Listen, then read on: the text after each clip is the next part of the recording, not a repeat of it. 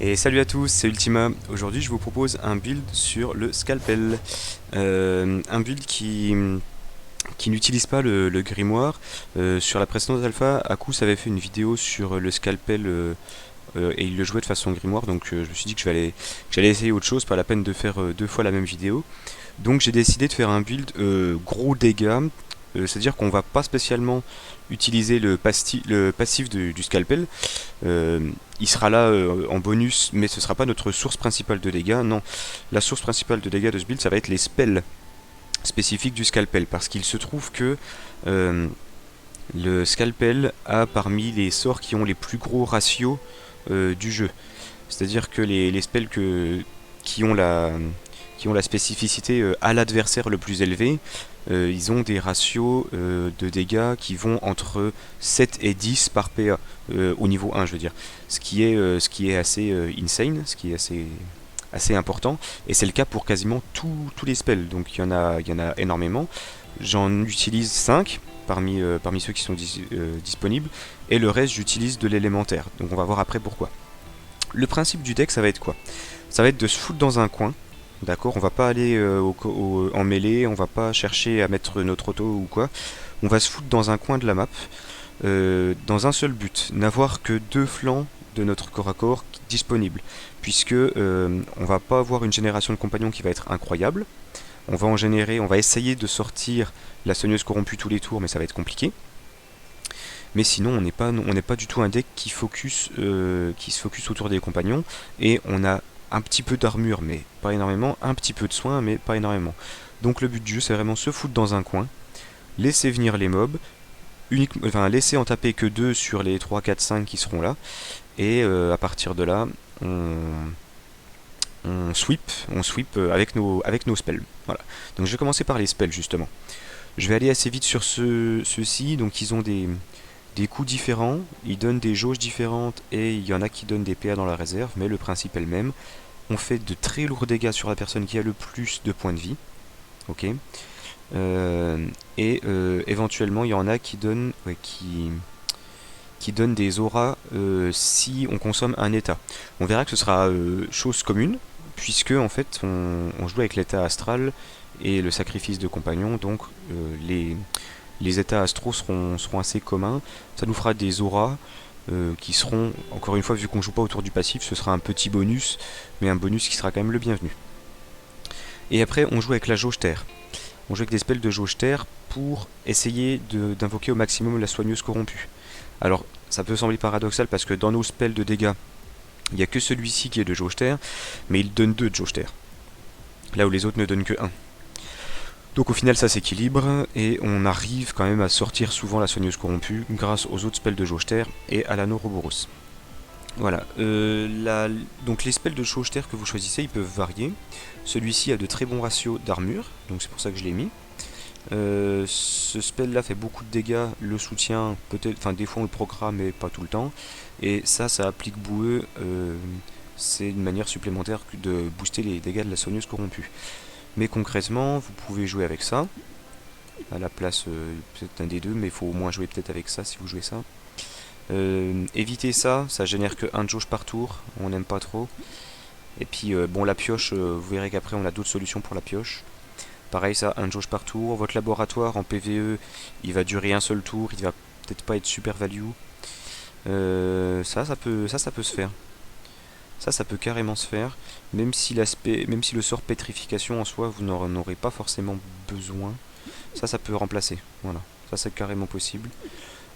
Ça, on va pas utiliser enfin nos compagnons, on va les envoyer en mid-shield, donc ça on n'en aura pas spécialement l'utilité. Voilà, c'est vraiment ce spell, le maître pétrificateur, maintenant que je réfléchis, qui pourrait alors avoir sa place dans le build. Euh, Par exemple à la place de ça, vous jouez ça, ça vous donne 2 de jauge. Vous invoquez par exemple la championne embrocheuse, vous aimez bien qu'elle reste au moins plus d'un tour, donc vous la pétrifiez, et voilà, ça vous fait générer de la jauge terre en continu. Pareil pour le lien d'amitié, moi j'aime bien le faire, invoquer la soigneuse, piocher, voilà, c'est juste un spell pour 3 qui donne une pioche, qui donne 1 de jauge. Vous pouvez le remplacer par l'anastomose, mais ça vous fait un tour à un seul de jauge.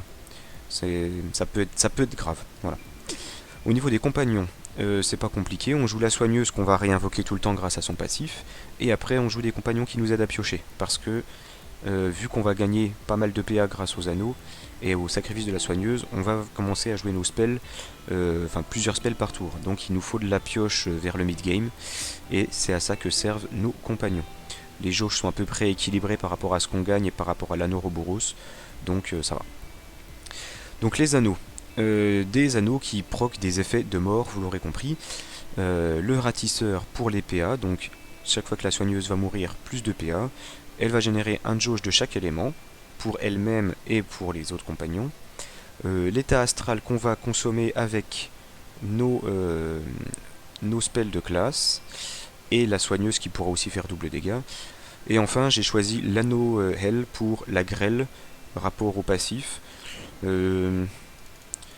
Bon, j'ai quand même l'impression que l'anneau rebond est broken, c'est le plus puissant de ces anneaux à effet de mort. Surtout que vu qu'on va se pack dans un coin, les mobs vont s'agglutiner. Donc j'ai choisi de jouer avec l'anneau grêle juste par rapport à la synergie du passif, mais ça veut pas dire que c'est le plus efficient.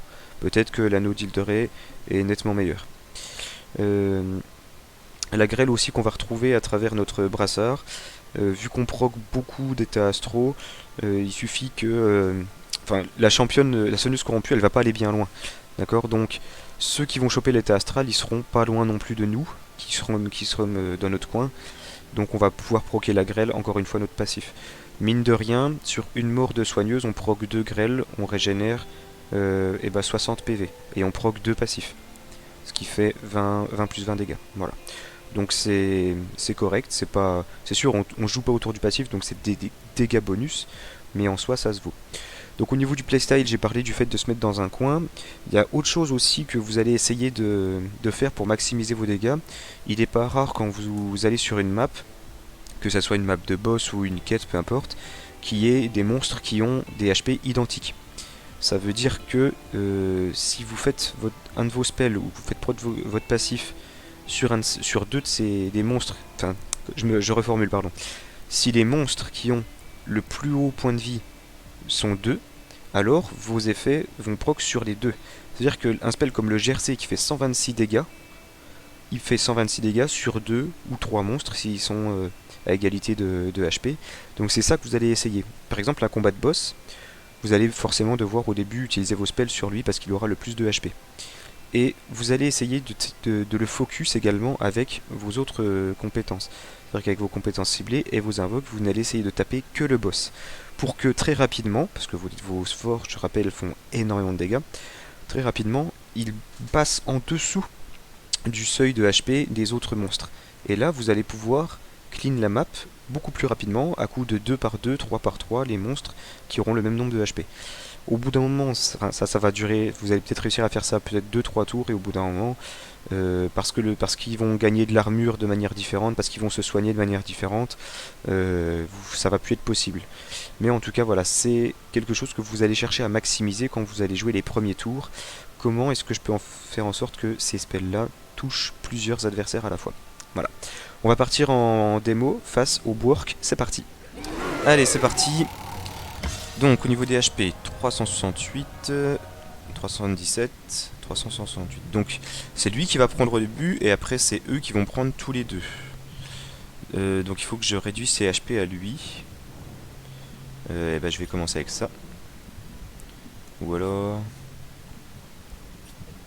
ça. Voilà, je fais ça sur les deux. Comme ça, prochain tour, je fais ça sur lui. Et ça sur les deux. Là, je bouge pas. Prochain tour, en faisant ça sur lui, je pourrais invoquer aussi. Et ça me fera un spell de pétrification pour mes persos qui piochent. Notamment pour la championne ombreuse. Alors, là, normalement, c'est bien lui, voilà. Donc, hop. Je vais être au petit soin. Je l'envoie mourir et je me mets dans le coin. Donc là, ça va être eux. Alors, faut pas qu'ils se prennent de dégâts entre eux. Ça a l'air de bon. Nice. Ok, les deux ont pris des dégâts. Ah non, lui il avait de l'armure. Bon bah c'est fuck. Tant pis. On va quand même essayer de sweep. Donc là j'ai 8, je peux avoir 9 avec ça et faire ça. Je pense que c'est ça qu'il faut faire. Hop. Et hop. On va pas utiliser notre corps à corps, on tient à rester dans le coin. Parce que là si on utilise notre corps à corps, on a 3 flancs d'exposés. Donc on reste à 2 flancs d'exposés. Là il n'y en a qu'un seul qui peut venir nous taper en plus, donc c'est hyper value. Si je fais ça, je peux invoquer. Et en plus couvrir un flanc. Qui est-ce qui prend là? 219. Ok. Tant que je touche pas les deux petits, il y en a 3 encore où il faut que je frappe. Pour que bah, prochainement, ça soit eux qui prennent le passif. Sachant qu'ils n'ont pas la même somme d'armure, donc au bout d'un, enfin, ça ne marchera qu'une fois. Quoi. Voilà. Alors, je peux pas les taper lui, c'est bien dommage.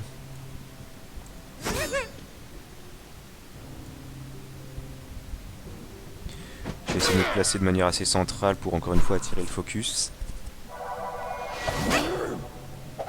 Ok, là ça me va, c'est nickel. Voilà, c'est parfait, je couvre un flanc. Voilà.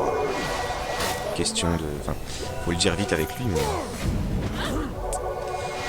Ok, par contre son sacrifice, ça fait qu'elle a généré quand même pas mal de jauges. Voilà, alors ça, je pense que c'est pas mal. Parce que... Alors au niveau des HP, c'est lui qui prend le plus. Et de toute façon, là, pour ce tour, j'ai envie de faire ça. Ça pour une grêle. Voilà. Je vais la pétrifier le tour d'après. Pour l'instant, je fais un soutien. Alors, qui est-ce qui a le plus de HP? C'est 174. Donc là, c'est les petits. Donc j'ai presque envie de faire ça, en fait. Plutôt. Pour que les petits prennent les dégâts. Voilà. Et vu qu'ils n'avaient pas le même montant d'armure, bah maintenant ça ne marche plus. Mais c'est pas très grave. Hop. Et on pétrifie. Comme ça, ça couvre un flanc. Alors même suivi, je pense qu'il va quand même pouvoir taper. Vu qu'il tape... voilà. Et en tout cas, il pourra repiocher une fois. Avant de mourir. Là, dans tous les cas, j'ai pas l'espace pour invoquer. Donc tout va bien. Au niveau des HP, c'est que lui. Mais bon, on y va. On a un spell de soutien. On pioche. On tape. J'imagine qu'on peut toujours pas invoquer. On peut pas, voilà. J'aurais pu mettre les taboueux pour setup maître pétrificateur, mais je m'attendais pas à ce qu'elle survive un seul tour. Donc, voilà. Et par contre, j'ai toujours un flanc de disponible, donc je vais pouvoir invoquer.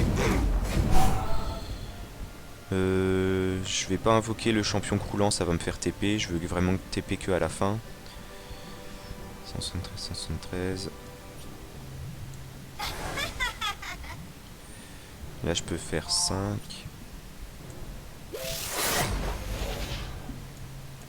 Oui, avec ça. Ah non, ça tue pas. Elle avait plus l'astral, bah oui, j'ai consommé l'astral. Et je peux me mettre de l'armure, oui, c'est peut-être mieux. Et un petit effet de grêle, parfait. Alors j'ai un flanc de couvert, mais qui n'est jamais réellement couvert, puisque lui il frappe en ligne. Je les rejoue. Donc là vous voyez l'intérêt vraiment d'avoir que 2 flancs disponibles, hein. Tout cela ne tape pas depuis le début. Je peux pas invoquer sur ce tour sauf si je libère ça, ou ça même, avec un effet de grêle. Voilà. On va... J'ai pas besoin de piocher, j'ai encore une main assez bien fournie. Là on tue. Hop, on réinvoque. Donc là j'ai 8, je peux avoir 9. Si je fais ça en premier. Ou alors 8 et 8. Parce que je peux pas jouer les deux là dans tous les cas.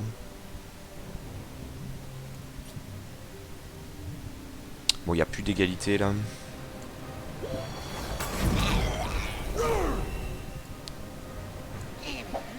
Voilà.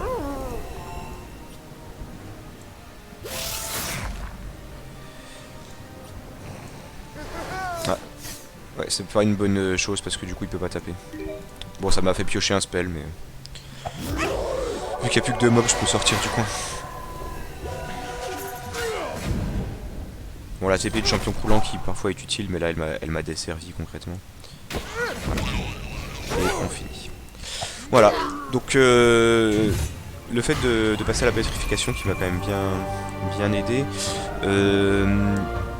Ce qui est vraiment sympa, c'est de se mettre dans le coin et de constater qu'il n'y a que 2 monstres qui peuvent abuser de votre corps à corps. Alors si vous tombez sur une map où il y a 2 archers, c'est peut-être pas rentable, d'accord, parce que là vous aurez beau avoir que 2 flancs disponibles, ils pourront quand même être 4 à vous attaquer, à moins que vous arriviez à les tuer rapidement. Mais n'oubliez pas que vous ne choisissez pas la cible de vos dégâts, d'accord. Donc ça veut dire que si vous êtes sur une map à 5 mobs, il va rester très longtemps 5 mobs, même si la championne va pouvoir, grâce à l'effet boueux, peut-être servir d'assassin entre guillemets, ça reste quand même assez réparti comme dégâts. Voilà. Donc j'espère que le build vous a plu, que la vidéo vous a plu. N'hésitez pas à laisser un j'aime, à laisser un commentaire, et à bientôt pour une prochaine vidéo. A plus.